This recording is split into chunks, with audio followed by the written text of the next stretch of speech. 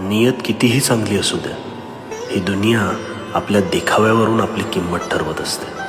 आणि आपला देखावा कितीही चांगला असू द्या, परमेश्वर आपली नियत ओळखून आपल्याला योग्य फळ देत असतो.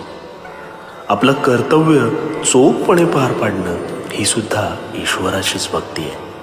कुणावरही आंधळा विश्वास नको. जोपर्यंत आम्ही आहे तोपर्यंत कोणीही तुमचं काहीच वाकडं करू शकत नाही. मोहापासून सावध राहिलं पाहिजे, कारण मोह हा मोक्षाच्या वाटचालीतील फार मोठी बाधा आहे. दुसऱ्याच्या ताटातले हिसकावून घेण्यात शान नाही, तर कोणालाही आपल्या ताटातले देण्यात खरे समाधान आहे. हिसकावून घेणारा हा कधीच सुखी होत नाही आणि वाटून खाणारा कधीच दुःखी होत नाही.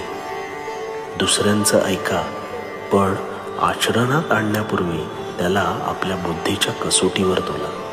विवेकाने त्या सल्ल्याची पारख करा. त्याआधी काहीच आचरणात आणू नका.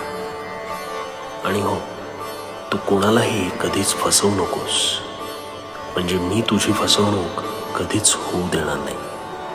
कारण भिवू नकोस, मी तुझ्या पाठीशी.